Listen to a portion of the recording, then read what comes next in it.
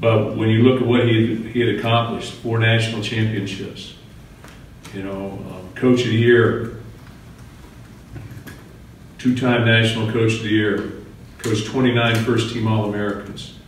I really believe he was a pioneer in the integration of college football. If you look back and you really study the integration of college football, you know, Michigan State had 20, I believe, I got it written down right here, 20 African Americans playing in the 66 team, 11 starters.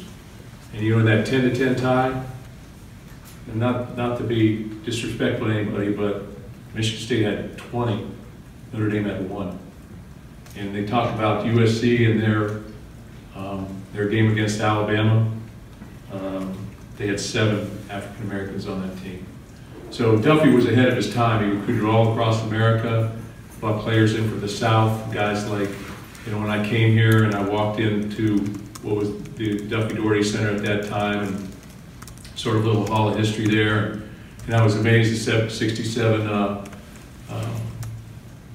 you know, draft choices that they had, you know, I think 4 out of the first 8. I mean, that's unparalleled. I don't think there's ever been a team, or will ever be another team that has 4 of the top 8 players picked. You know, Bubba Smith, number 1. I think Clinton Jones went number maybe 2. I think that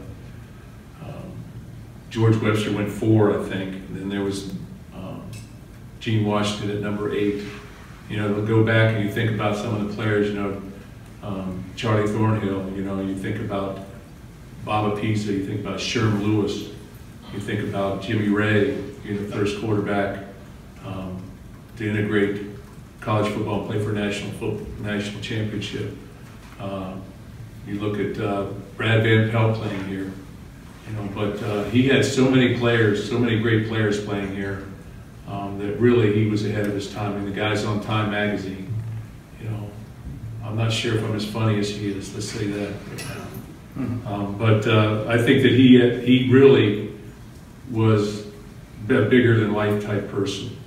So when I reflect on this, on this next win at some point, plan on it this weekend, but at some point, you know, it's sort of a milestone, but it really allows me to reflect back on history of college football, and really what Duffy Daugherty did for the game of college football, and what he did for the country in that respect in a lot of ways.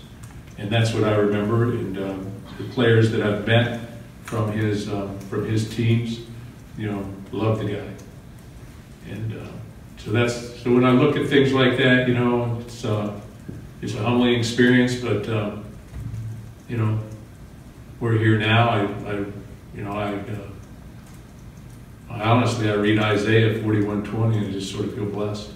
So that's where I am.